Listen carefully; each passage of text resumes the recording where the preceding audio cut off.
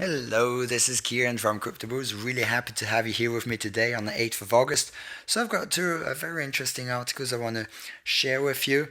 And I just want to point out this is not FUD, but it's always important to stay in the loop and look at everything objectively. So first one is about a scammer demanding 300 Bitcoin from Binance in KYC data ransom. KYC is know your customer, so that means all personal information from different Binance users. Apparently, it's not sure yet, is being used to extract Bitcoin from Binance in this ransom attack. So apparently, this news is emerging that the world's largest crypto exchange, Binance, has been the victim of an attempted ransom demand from a scammer, and the attacker threatens to release KYC information. He's got a Telegram group where he's putting this information to show that it's not just a bluff. And he's saying, give me Bitcoin or else he releases all this data. And in its efforts to be totally transparent, Binance has just released a statement revealing that an unidentified individual has threatened and harassed them. And also what they want to point out is they don't want people to believe this is FUD. And there's also more important information showing that this information that the hacker has apparently doesn't come from Binance. So that's what Binance is saying, that there's a disparity between the information in the leak and the information on Binance, that the KYC data is not actually coming from Binance, but maybe from another exchange. But it's still quite scary. So the statement added from the scammer, first of all, he wants 300 BTC, and he's got around 10,000 photos that have a lot of similarity to Binance KYC data, but here similarity is the key. And CZ responds to, first of all, not to share the Telegram group. By sharing the Telegram group, you're supporting the hacker.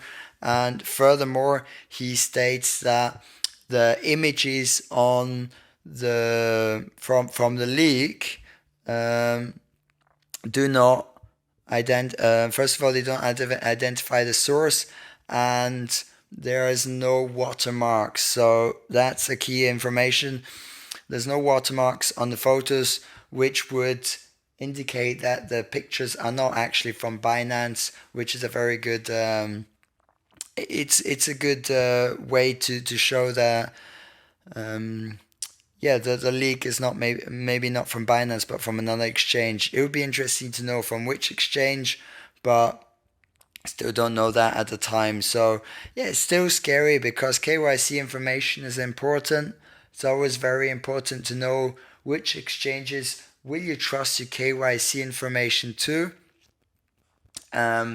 Who do you send your IDs to, and so on. So you might have seen all these offerings where you get free coins for this or for that, but very often you have to give your KYC information to participate in these free coins, either from Coinbase or maybe from other exchanges. And I think it's always very important to know and think about, do you actually trust that exchange? Do you trust the security measures that they have in place? Because as if hackers have your KYC information, it's very easy for them to bypass two-factor authentication on other exchanges and maybe steal your funds. Of course, it's important to make sure that your funds are on hardware wallets and not on exchanges if it's a lot of funds, but still, KYC information is crucial, so make sure you know where you have your KYC information stored. All right, another news we'll go. This is a bit of a joke. I talked about it in a previous video about the block size of Bitcoin SV, that they increased the block size to 2 gigabytes. And yeah, I mentioned that that can have different security issues. And yeah, and that's something that happened recently, and that's with the Bitcoin SV split into 3 chains following a 210 megabyte block. And I think it's hilarious. Following a recent hard fork of Bitcoin SV, the network saw a 3 chain split after a massive 210 megabyte block was mined. As reported by BitMEX Research on the 3rd of August, Bitcoin SV nodes divided into 3 groups on Saturday, making the network split into 3 separate chains. So according to the report, 65% of the nodes were located on the current tip, while 17% were stuck on the 210 megabyte block. What that means is those 17% who were stuck on that 210 megabyte block continued to mine other blocks, creating another chain, but this chain got orphaned because the hash rate was with the bigger mining pool. And so the bigger mining pool basically forced the chain to go with the bigger 210 megabyte block, meaning that the other miners, which were on the 2 other chains, which had the smaller blocks, because they were stuck at the 210 megabyte block, where basically they lost a lot of time, energy, and resourcing mining those blocks, because in the end they got orphaned. Yeah, so according to data from Coindance, the 210 megabyte block was mined on August 3rd, and yeah, I think it's it's very interesting. I mean, especially since they have increased their block size to 2 gigabytes, and they've already got problems now with a 210 megabyte block, which, if you compare it to their hard cap of 2 gigabytes, is still quite small. So probably things like that are happening in the next few months is going to happen again. When the next bigger block happens, there's probably going to be a lot of nodes that can't keep up.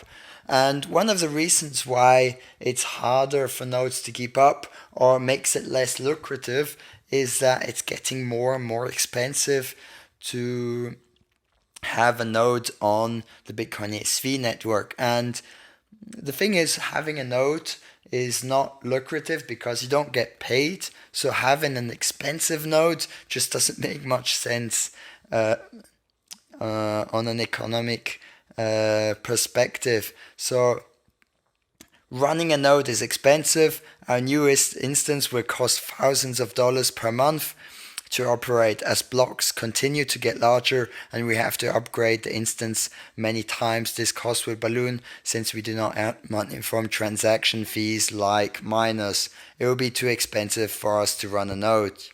So, according to tech news outlet, Coindance service is now on the new Bitcoin SV chain, while the older chain will likely be discarded. According to the report, this could mean that miners who got stuck on the old chain may have lost some money, as those blocks could now be discarded.